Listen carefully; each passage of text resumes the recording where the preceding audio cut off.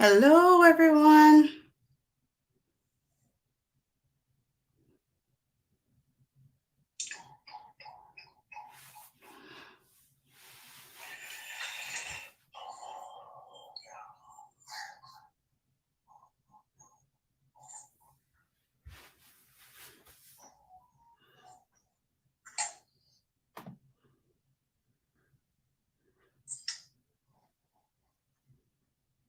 Perfect.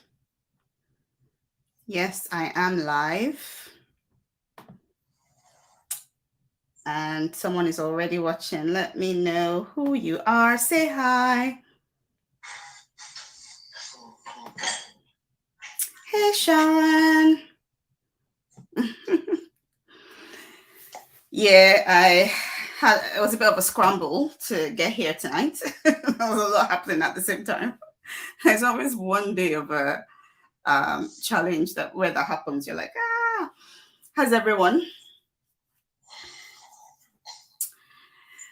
I currently have a sick child who I think hopefully is getting better, but now the nanny is now sick, and I'm like, am I going to be able to go to work tomorrow? Is she going to be well enough to care for them tomorrow? We're okay. We'll keep going. Okay. So today is day 4 of the Dreaming Challenge, and we've talked about goals, we've talked about mindset, we've covered quite a lot. We've talked about leveraging and all the different strategies we can apply to our careers. And today I want to talk about a method that I've called the 7 Ps of Profitability. Just taking a step back though, this was meant to be the Dreaming Challenge. So I hope I've been able to inspire you to, stretch the limits of your plans and your goals. I hope I've been able to do all of that to help you dream and dream big. It's just one thing I wanted to say that I never actually spoke about. What is your why? Because that becomes really important. For the days that you are struggling, that you just want to stay in bed and just cover yourself with a blanket and not face the world. Those kind of days that you're like, what in the world? Why am I doing this to myself? I quit. You need to remember your why, because that's what will help you keep going. I'm just gonna record. Recording in progress. You need to remember your why, because that will be powerful. And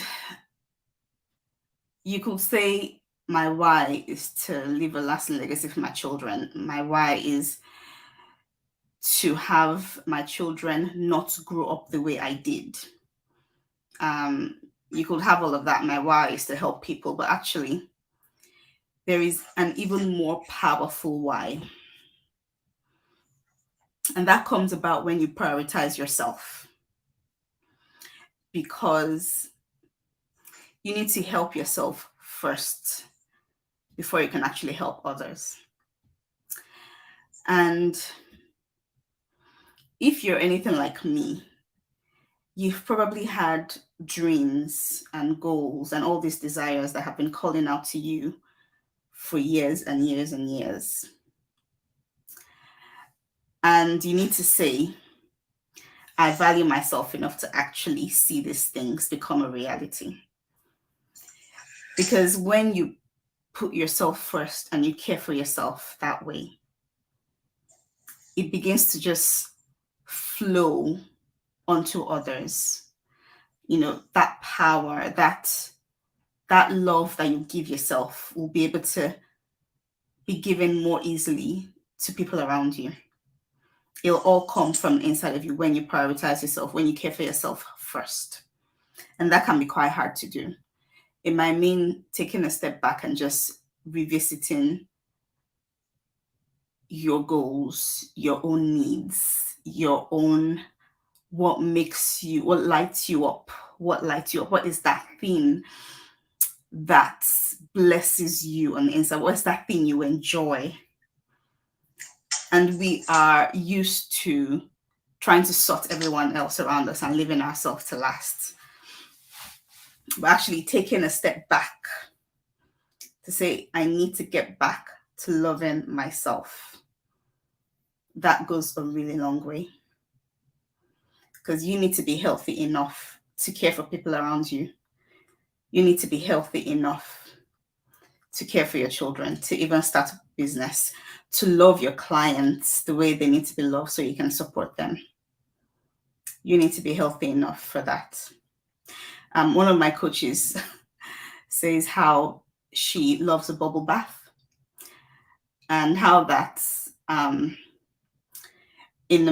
things are really busy, she still makes time for a bubble bath. And she found out that things changed, and she was able to do things with more ease when she did that. Because when she was told she'll start to do that, she was like, what? In the middle of all this, craziness around me, but there's something about caring for yourself. So I would like that to be a big part of your why as we go on this journey together.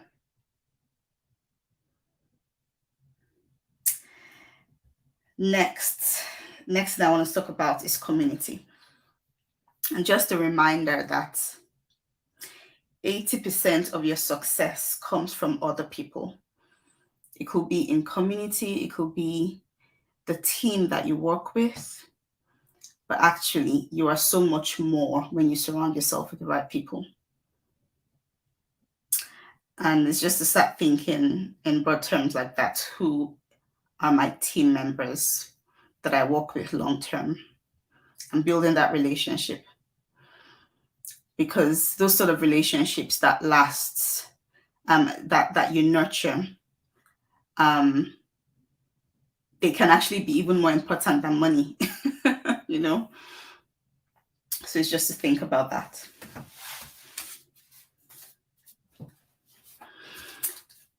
You might look at me today and say that AB is doing really well. She's successful, an artist, a business coach, and still a doctor, and has a family. How is she doing it all? It's been a journey, and you will definitely not have called me successful if I were to take you back to 2006. There was a night that I was standing at the bus stop in the cold in Dublin, tears streaming down my face, not even caring who was walking past me and who was looking at me like, oh, are you all right?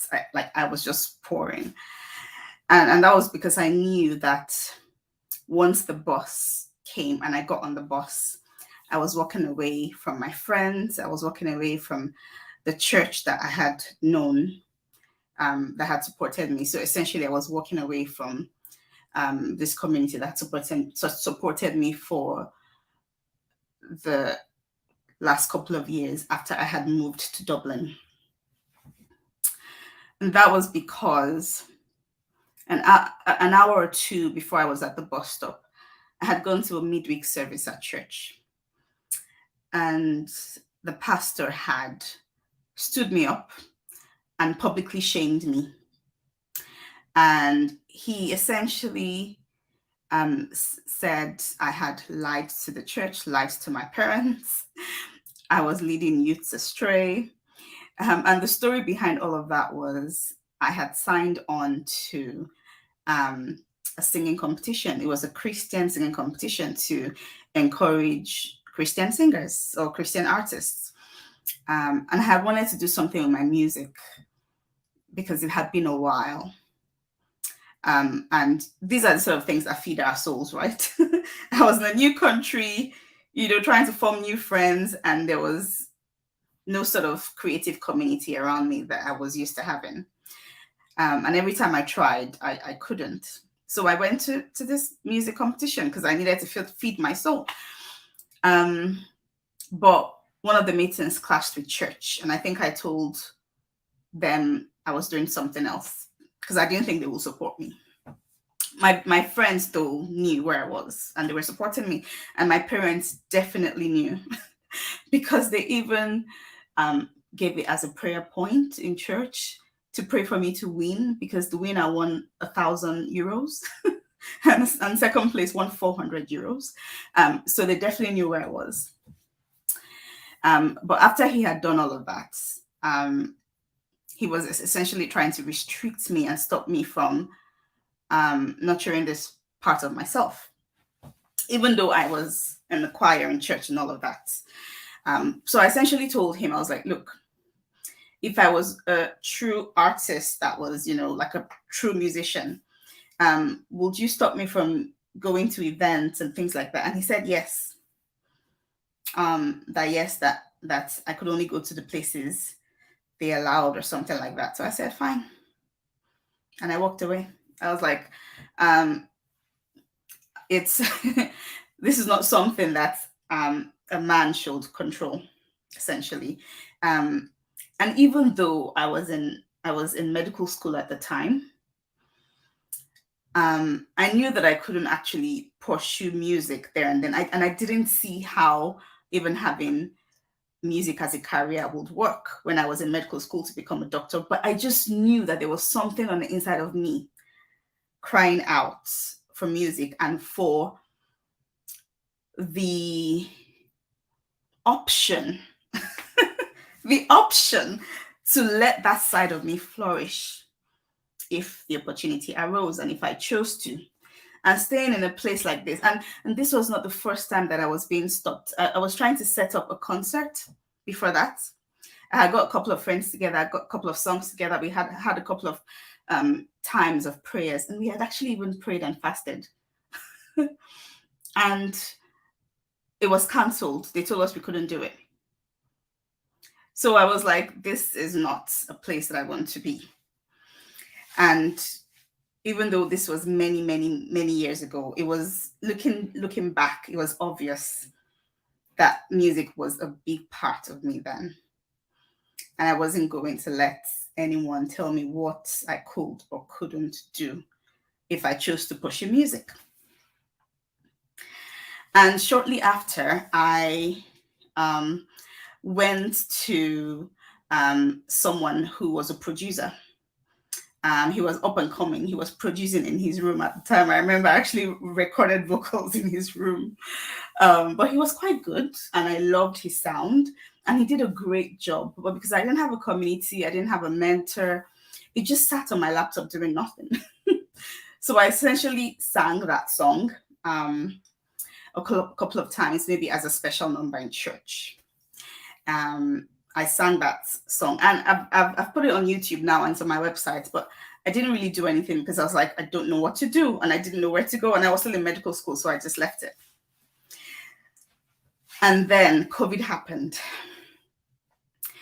and I could just see God drawing me again into music, drawing me to songwriting, and all of a sudden this new passion and drive and a new vision for music and releasing music that will impact the world started. But thankfully, due to KMA and people like Brad and other people who had taken their marketing online, letting people know they were available to help Christian artists, I worked with multiple people. I had a songwriting coach, I had a music business coach, and there were even other people that I just bought their courses. So I never really talked to them one-to-one, but I went on a journey of learning. And very quickly, I started to realize that releasing music alone will not be helpful at all. You really needed strategies. You really needed several things in place to become successful at this. And that's how I began the journey of growth. I had released a couple of songs. I had tried to market them, sent them to a long, hi Priscilla, send them to a long list of like maybe radio stations or blogs and was not getting any answers, any reply to my emails. It was just cricket. And I was like, what is this? This is what people say to do, but I don't think anything is happening, you know? And I'm sure many of us have had the same experiences. And then I started to think about ways that I could increase revenue, ways that I could market effectively.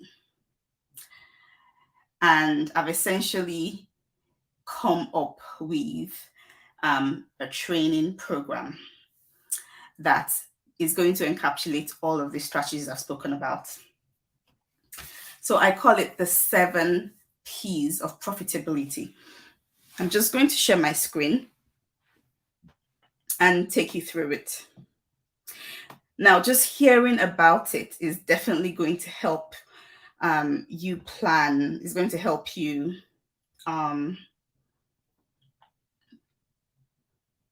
have all these strategies to implement for your own music business. But I'm also going to offer a chance to work with me if any of you are interested.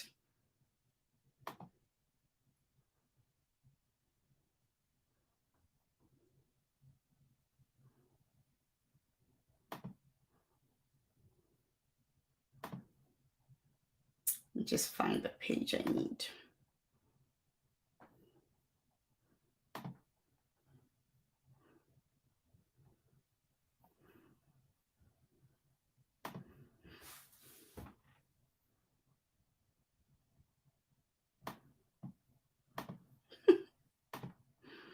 I'll get there eventually. Yes. Okay. Now, for those of you on,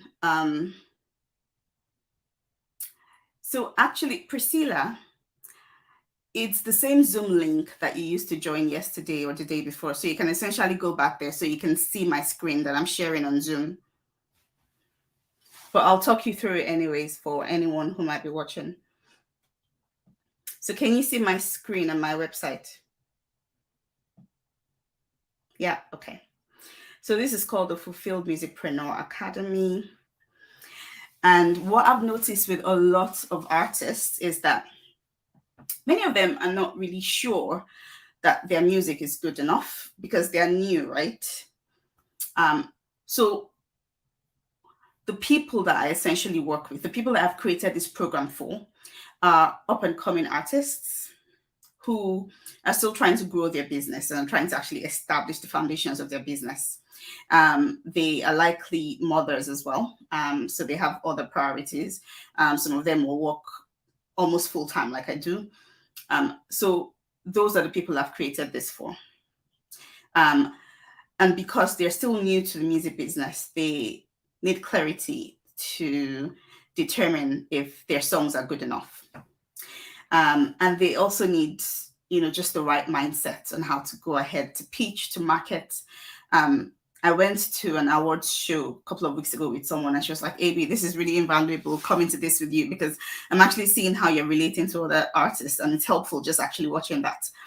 So, all those skills really, they are just uncertain, and that stops them from stepping out powerfully.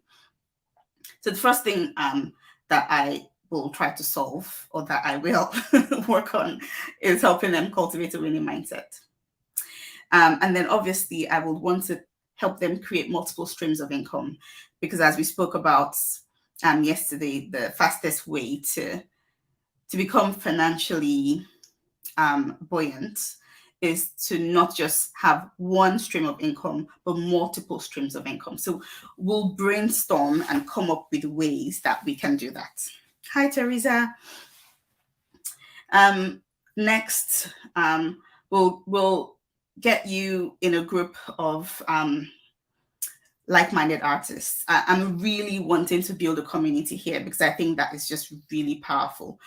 Working with other people, co-write, song feedback,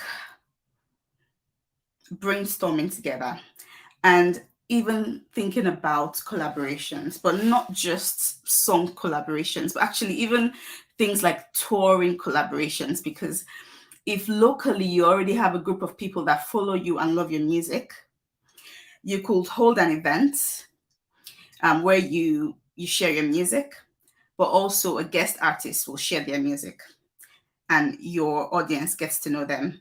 And then when you go over to that person's local town, you do the exact same. They have an event, they sing and you sing, and that way you're growing your audience that way. So even touring collaborations is something that can happen in a community like this. And I really want to see you start to earn in your first month. And that means that as soon as you get in, we start working on starting a crowdfunding process for you. Because what I want to see is that the money you're investing in this program, you are quickly getting it back. So one of the first things we'll do, we'll start working on a crowdfunding project for you. And then we'll work on automation so you can save time, because you set it up once and that's it. You set it up once and it just keeps working in the background. So you automate marketing, you automate sales, you essentially grow your audience while you sleep. And best of all, you make sales while you sleep, because your emails that are selling are actually still going out. And these things are doable because I know I've bought products from emails like this, so they do happen, they work. And then because you're automating and you're earning, the aim obviously is to reduce stress so you actually enjoy the process. And that actually feeds into having good health because when you're losing money and you're having very little time for your family, what happens? Relationships are not great. Your stress levels are high. Stress levels are associated with, bad health, things like hypertension, being sick, all of this ties in. And then lastly, we'll help you build your dream team. Hi, Priscilla. We'll help you build your dream team so that you have support in different areas. I think one of the big ways that I've enjoyed working with a team are at recording days. So last year, I had a full day of recording where I went to the studio and recorded, how many songs was it? It was 3 songs, wasn't it? It was 4, actually. 4 songs in one day. Now, all the songs were not done. We had the vocals. We shot the videos, and then I went back to the studio separately and did the lead vocals. But in one day, we did 80% of the job for 4 songs. And that was only possible because I worked with someone who was used to organizing events like that. So he got all the musicians together, got the plays, got every single thing ready.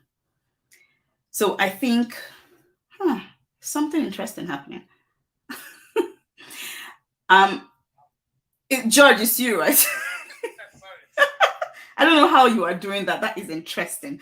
Anyways, so yes, I was talking. What was I talking about now? That's my train of thoughts. Yes, I was saying working with a team.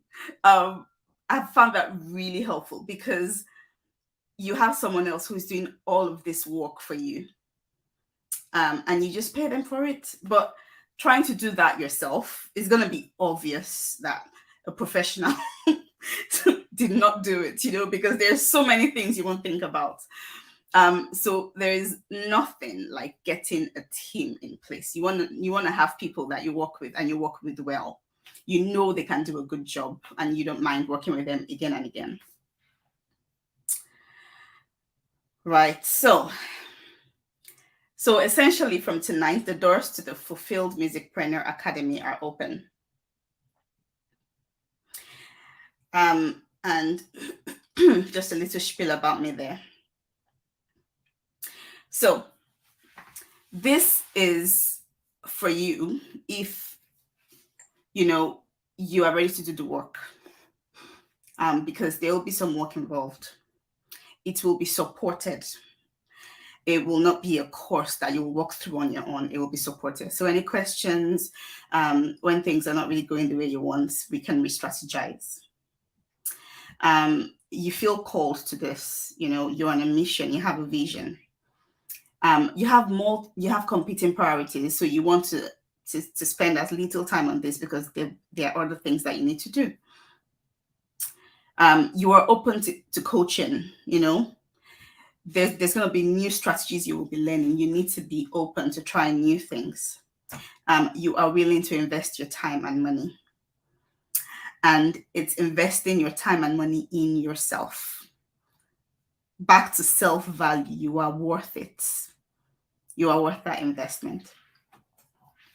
You're willing to do the work to achieve lasting results. And for people who are still not sure that they want to do music full time, people who are, they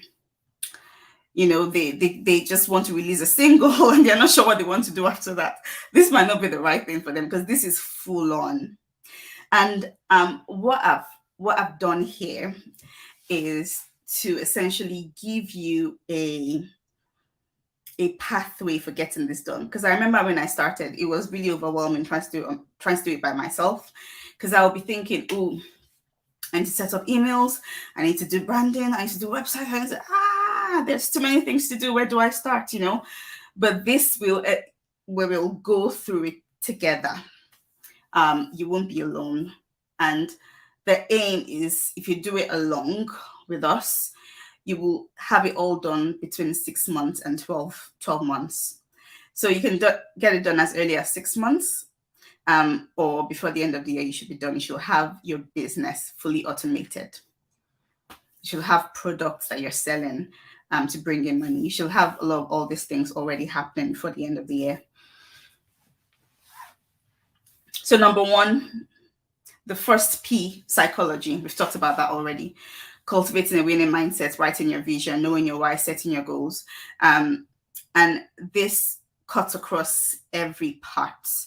And it's something that we'll keep working on, because you will want to do a project and you'll be hitting almost like a brick wall, and you might need to really dig down and do some work on your mindset to get to push you through that so you can get it done. So it's not something that you just do one and forget. It's something that will cut across the whole of your music career, really. Because I think even artists that have made it still need to do some mindset work occasionally, and it's something that will affect us all. So we'll get to the nitty-gritty of writing your vision, knowing your why, setting your goals, reassessing, reviewing to make sure we're on track with them.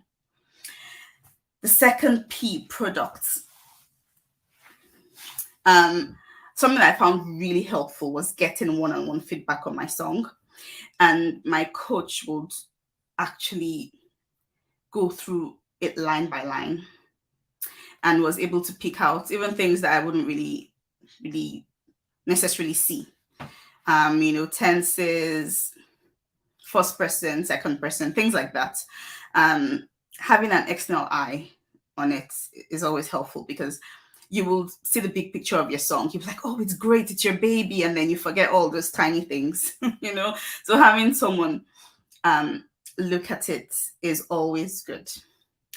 Secondly, the fact that you're having to submit 2 songs for review monthly, I'm hoping that will encourage you to have like a writing routine, so you are regularly writing.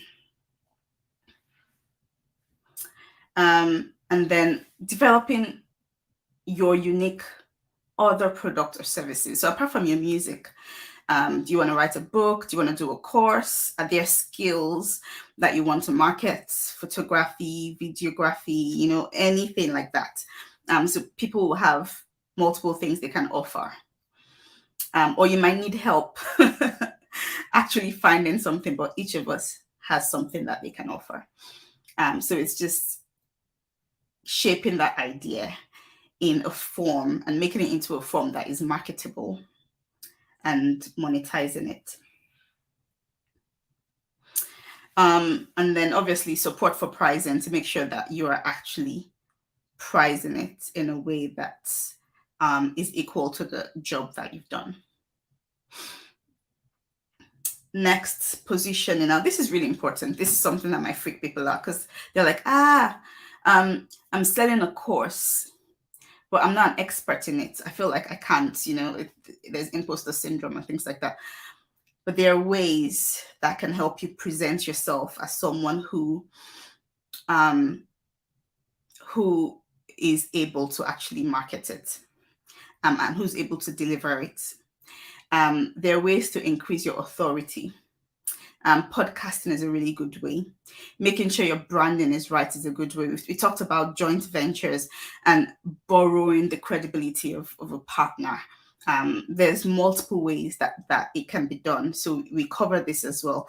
And I support you in any way that you want to. Something else that's really important is social media. So even me just teaching you the tools for communicating effectively. So I remember I was in a training recently, and our coach actually talked us through doing a reel in 1 minute 30 seconds. All the steps you need to follow so you actually deliver, you sell, and you pique people's curiosity to follow you just in 1 minute 30 seconds. I remember going home that day and actually doing it. I was able to do it. That is a tremendous marketing tool. And it's something that you should aim to do weekly to grow your audience. But also really important to market whatever product or service that you are offering.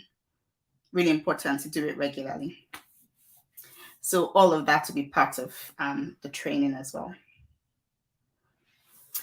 Number 5, people. So growing your email lists, lots of different ways of doing it, will get you set up with some sort of freebie, something to attract people into your community, so they can get to know you through this freebie. And then work on your email templates, and that is essentially what you want to say in your emails.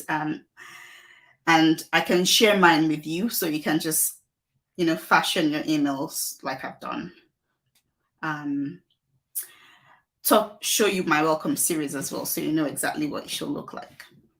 And then we'll talk about nurture series. And nurture series is an email series where you essentially just teach, you just offer value. So you could teach about a certain area, pick a topic and just talk people through it. So just like I'm doing right now, you can do a series of emails covering several topics, and you just send it out to your community. So that's a nurture series. And rise series is where you market something to them so they buy from you. So we talk through all of that, and there is the actual emailing, sitting down to prepare the emails, and there is learning to use the tech, and that part is what stresses everyone out. But don't worry, I have you. There's going to be support for that. But we will do them separately. So you will have sessions where we're just working on emails. And then there'll be separate session for tech where you literally just copy and paste it into your tech, if you want to use MailChimp or if you want to use anything else. And that's bringing us to processes. And funnels were the things I talked about yesterday. So essentially a funnel is where, if you think about a funnel, it's like this, right? So you collect as many people as possible through the funnel, and then some of them begin to fall out by the wayside. But essentially, you want people that will stay in your community, support you, and buy from you. And obviously, you collect many people, knowing that only a small percentage will actually buy from you. But setting a funnel up is that process of, automating collecting of people's details. Is that all right? So like the Facebook ad I did, that was so a Facebook ad alone is not a funnel. But when you connect it up and automate it, so everyone that joins the Facebook ad start receiving the welcome series and they get to know you through the welcome series. And after the welcome series, maybe you'd connect them straight then onto the nurture series and then onto a rise series to sell. That is a funnel because it's not automatic. Every time people join, they just go through that funnel. So that's what a funnel is. And you could essentially create different funnels for different products. And remember, you just set it up once and it runs in the background for you. And something I found really helpful is brainstorming release strategies. Different people do it differently, but it's always great hearing how other people market their stuff, because there'll be some things that you will find helpful, you know. So having these brainstorming sessions, it could be in a group or it could just be one-to-one, but you might have a project you've worked on and you're like, okay, let's brainstorm the way to market this thing to gain the most impact, you know. So talking about release strategies will be something that we do as well. And then the last P is profits.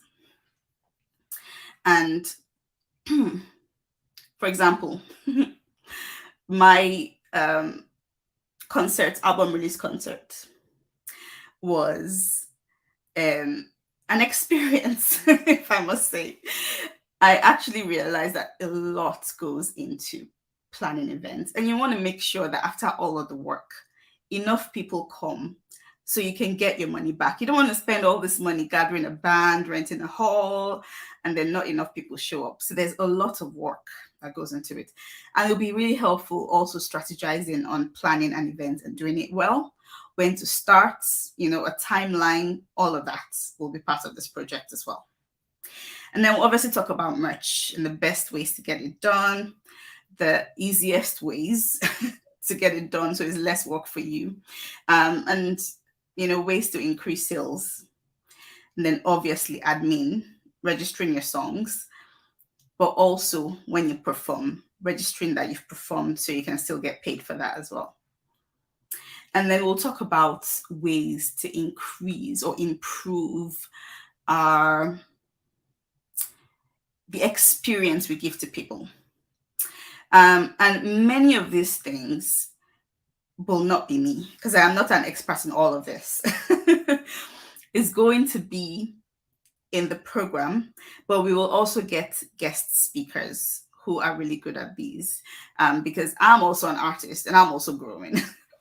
But I think these are areas we need to think about as well, because if you just did something in your concert, if you actually thought a bit wider and added a little bit more things, that will change the experience.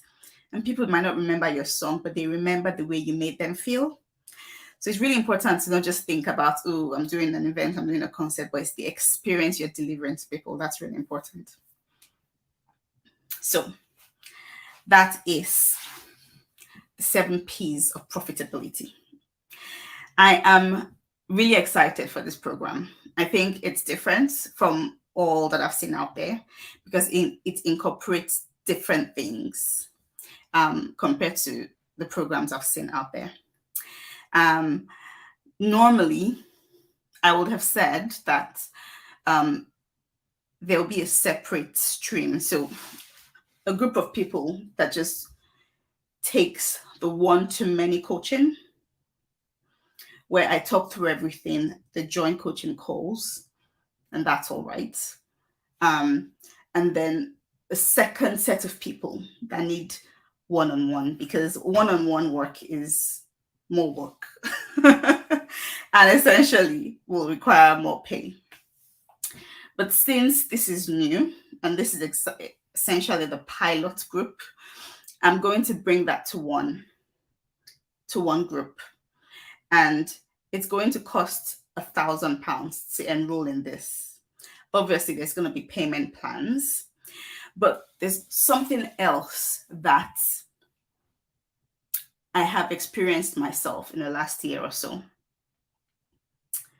2 things. When you pay attention. I mean, for a course lover like myself, I sign on to so many things. Half the time, I don't even know what I sign up for. but I know the courses that I complete. I know. And if I pay $7 for a course or even £30, I mean, I bought a course for podcasting and I was paying, gosh, close to £40 every month. And I got bored and I didn't finish it. I can guarantee you if I was paying like £150, I would have finished that course. So I know that when you pay attention, but also when it stretches you. I mean, it's like going to school. If you're in uni and you know your dad is paying this ridiculous amount of money to send you there, you better not come home with an F. You want to make sure that you are applying yourself to it. So he is satisfied with his level of investment. So it's the same way. And I think it also signals to us that, okay, I'm not playing anymore. I'm not playing, I'm not joking anymore. I'm doing this paying this amount is painful, but it's a signal to me that I'm serious and I'm getting this done. Because sometimes we all need that to say, no, I'm paying attention. And secondly, it stretches you. It starts helping you step into that mentality of asking how, because the whole course is going to be something that will challenge you. You'll be showing up for lives yourself. You will have had to do your mindset work alone before you are comfortable enough to show up for lives regularly, if you are not doing that already. So the whole course is something that will challenge you but will help you grow tremendously. And knowing that you are paying an amount that you might not be normally used to paying, that's going to signal to your brain, to every part of you, that this is happening. All right, so I'm going to stop there and take questions.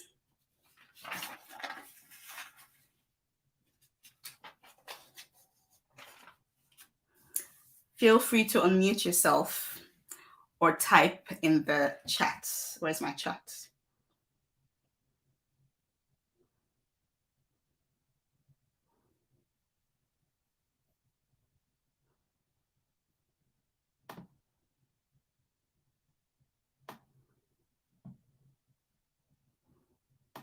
Okay, let me make this real easy. Can you talk about some takeaway points? What has stood out for you today or over the last couple of days?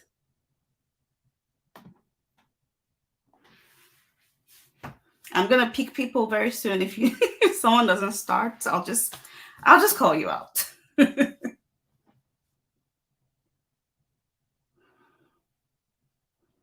Come on, people.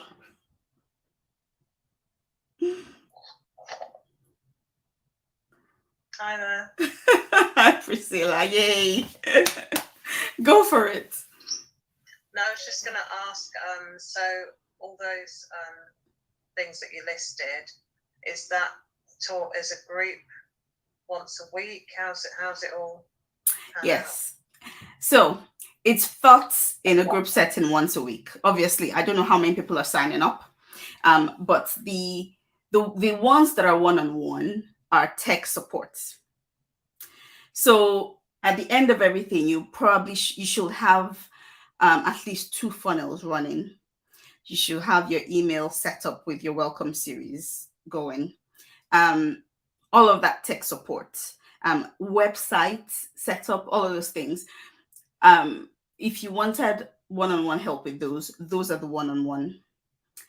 Or if you maybe are working on an event and you need a strategy session, all of that can be one-on-one. But going through the course will be group calls, coaching calls, and it's going to be one a week. But there will be some weeks where it's almost like an implementation week. So like a week to work on the email series, those sort of things. So every week there'll be a call.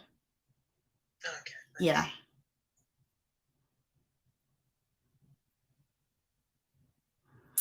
There will be extra sessions, like for example, the co-write sessions, the um so I was talking about strategy sessions. Some of them are actually so essentially there'll be calls called coaching calls that we will just talk through different things, different questions people might have, and different things they're going through at that time. That will be useful to everyone to have to hear that. So there'll be coaching calls as well.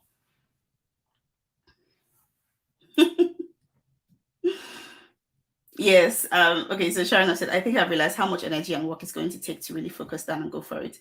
I've had to try to evaluate what I really want and why, and if it's feasible. I've made no real decision yet on the matter. It's a big deal. But the other thing to note is that everyone is different. Everyone will have,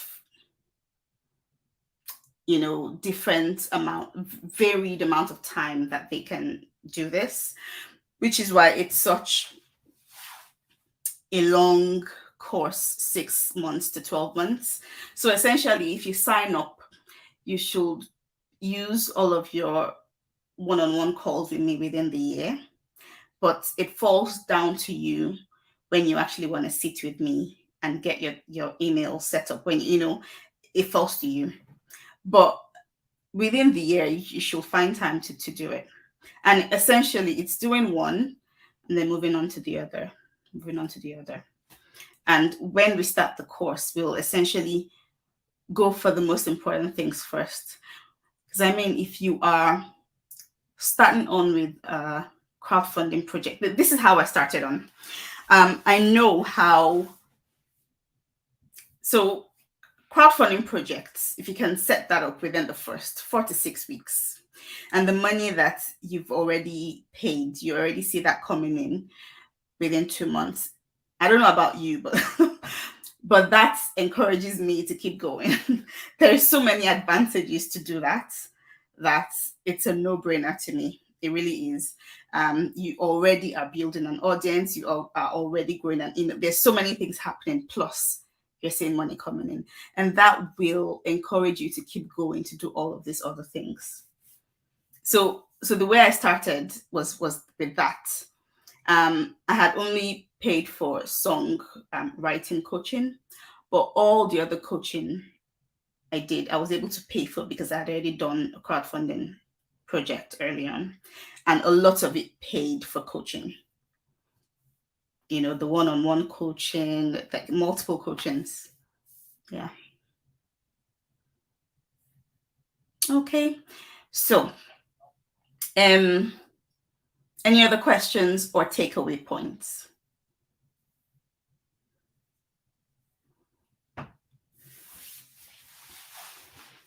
And still, Sharon, while the rest of you are thinking, it's still your journey.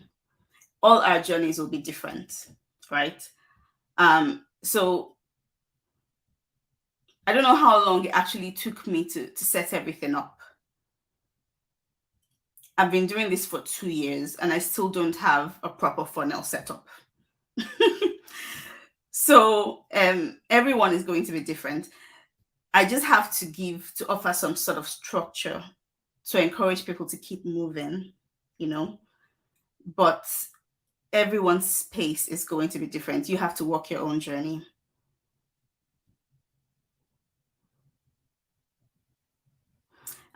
Just like a good friend says, she's like, she's just following God in terms of what's next. It might be overwhelming to think of it all, but if you just think of your next step, that's really helpful. Just your next step. But as a coach, I can't offer a program like that. I have to offer a comprehensive program.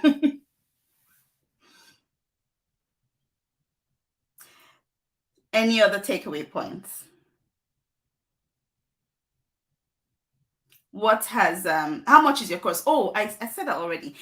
So it's 1,000. So the after this, my next launch, the one-to-one calls and the group coaching together will be 2,000, if not more. But for now, it's 1,000. So if we split that into like 6 payments, gosh, what's that gonna be? Where's my phone? Oh, my phone is airing Instagram. So essentially, it's going to be, there's going to be extended plans, up to 6 months, extended payment plans.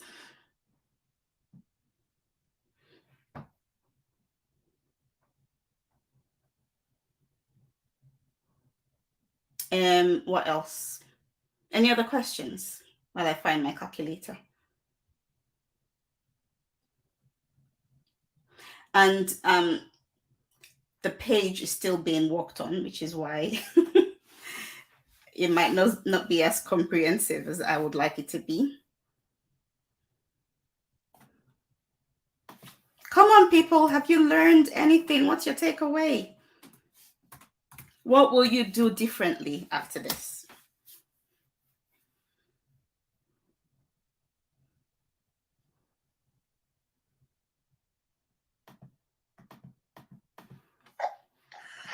Well, I've been on mute. My kid's watching TV next to me. Right.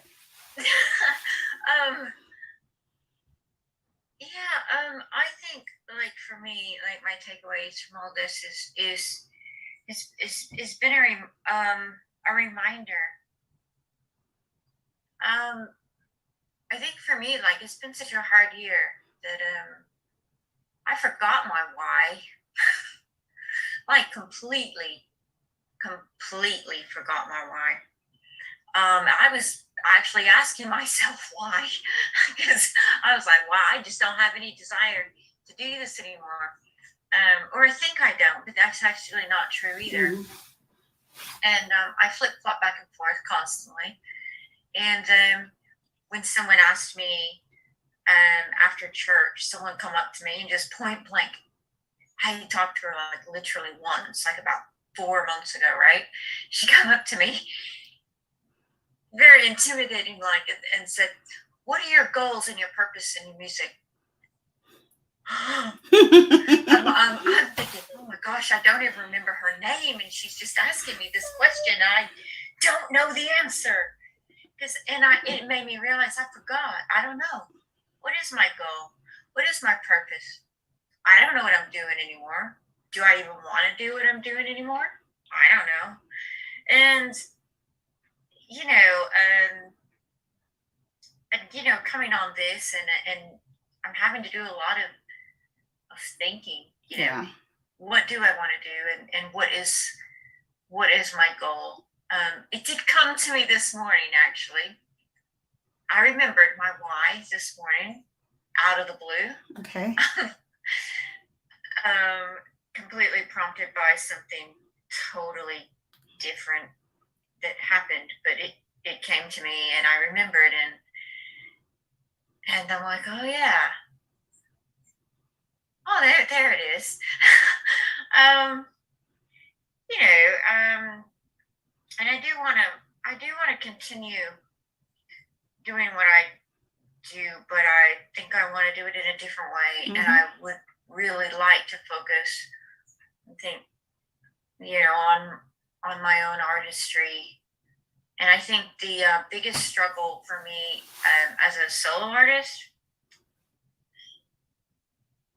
I do not have a style because I like pretty much literally every style of music there is except modern jazz. Yeah, I don't think that's a problem. It seems to be it's not a problem like when I'm producing like the poetry songs, because it means I can go any direction with them. But as it concerns like my artistry, nobody knows what to expect from me. I mean, one day they hear like a punk song, the next day it's praise and worship. It's like, well, what are you? I mean, I'm all over the place. And someone, this person at church who was questioning me, she took a look at my website and she's like, she came back to me and she said, "That is so confusing."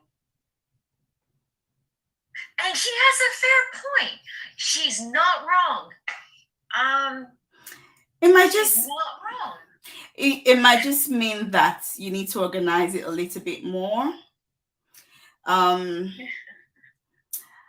So for example, I think I sing across different genres as well, but I make sure that the current project I'm working on is cohesive.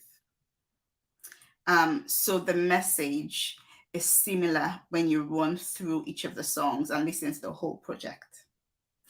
And so it might mean that you need to group things together in an organized way, but there is certainly advantages to be gotten from being eclectic and from being, because I mean, if you're starting off, you actually don't know the song that's gonna blow up. You don't. So one of the advice given is try different things.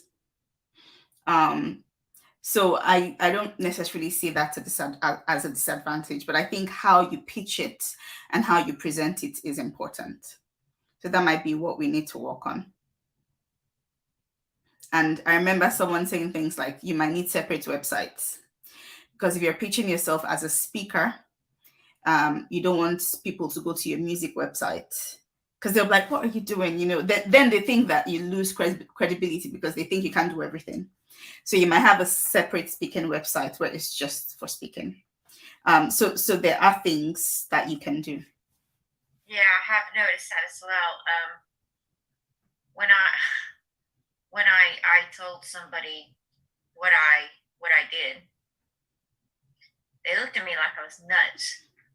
Because they're like, "You can't do all of that," and I'm like, "Yeah, you can." I do. Of course I. Well, yeah, of course I do. I mean, it's not easy, but I do it because that's how you roll. And it's like people don't. It's weird. It's like they don't believe you. I told somebody I could write a song in like 15 minutes. Because when I write, I don't sit there and fumble. It just. Sometimes it's a download, isn't it? The first line, and then boom, and I write it, and that's it. And nobody believes me. It's like I've had a couple of those myself. Said, "Oh, it must be terrible. Your songs must be awful. Nobody can write a song in 15."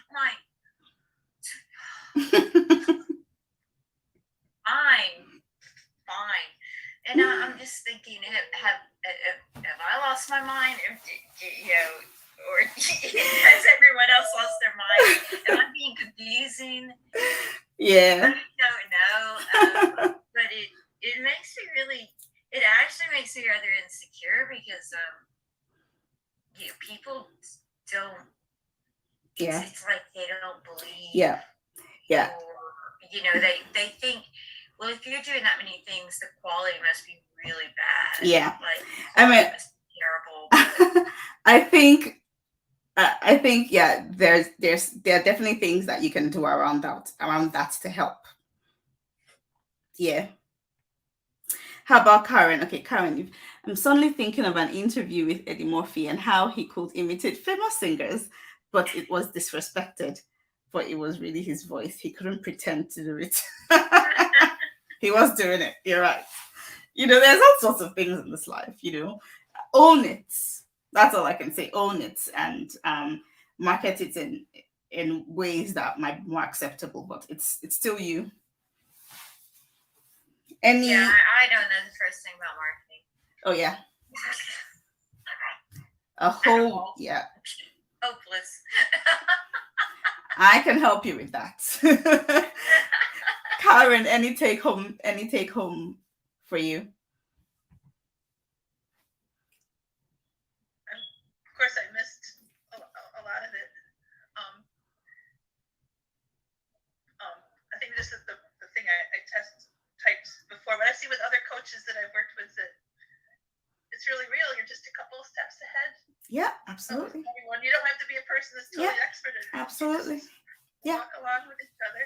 Yeah. And that's what we're all going to have to do, because we have to think of products. We have to think of, you know, it might be a course. You need to think of something to offer. And it doesn't mean that you are an expert in that thing you're offering. It just means that there will be people that will find it helpful. You know? So yeah. Is this your first book you're working on, Karen? I should say yes, that it's my own book, but in 10 years ago, I helped a friend write his memoirs. Okay. So you have some experience with that, with writing, just not your own. Okay. That's definitely helpful. And you can pitch that, you're not really new to you're not complete novice to the industry, capitalize on what you can. And you can find authorities in different ways. Because I remember the coach that was teaching me how to go on social media and pitch and do a reel talking about what I do. He was like, talk about your authority. Obviously, you could say you've been doing this. Oh, the famous one is, I've been in the industry for 20 years, something like that. But he was like, have you had any training? Yes. Then you say it, I've had training on this. So my authority is, I've worked with several coaches for a couple of years now. I've seen it work, and I'm going to teach you the same strategies. You just pitch yourself in ways that are acceptable and you get the job done. Yeah. Priscilla, anything you want to share? And I think I'm not going to ask you who's buying, but I will send out emails and messages. And I think the next step might be you booking a call with me, because I remember saying yesterday that I have something for everyone. And if you don't want to commit to the whole shebang and it's a bit intimidating, we could do a smaller package. Like my last coaching wasn't as intense. My last package is still available. And I think the only thing you really did with that was to really make sure you have a website at least. So we can definitely talk you through that. And the price is definitely not as impressive as this as well. So I think if I get people to book calls, and then if you are interested in working with me, and we just want to talk about the different things I'm offering, then we'll take it from there. So I'll send out links to people that you can use to book calls to talk further. Priscilla, do you have anything you want to share?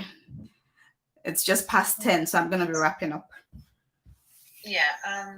I just had a look at the previous videos and then went through your workbooks. What I found quite useful was just reflecting on the goals and looking at some of my fears and things that were probably holding me back from moving forward. So I think they were quite good, really, in getting my focus for what it is that I want to do. Cool. Do you have any coaches you've worked with in the past? Not related to music. Right. Okay. So we're I met Priscilla at the award ceremony. When was that now? 2 Saturdays ago. So it's still thank you so much for coming on.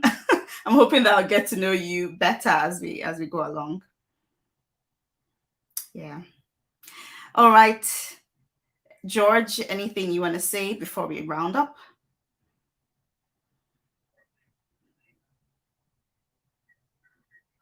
You are on mute. No, he was, but he is now. Oh no. Oh right. I think you're still on mute.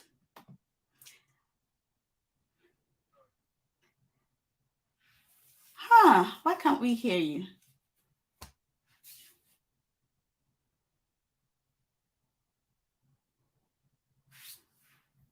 You're on mute.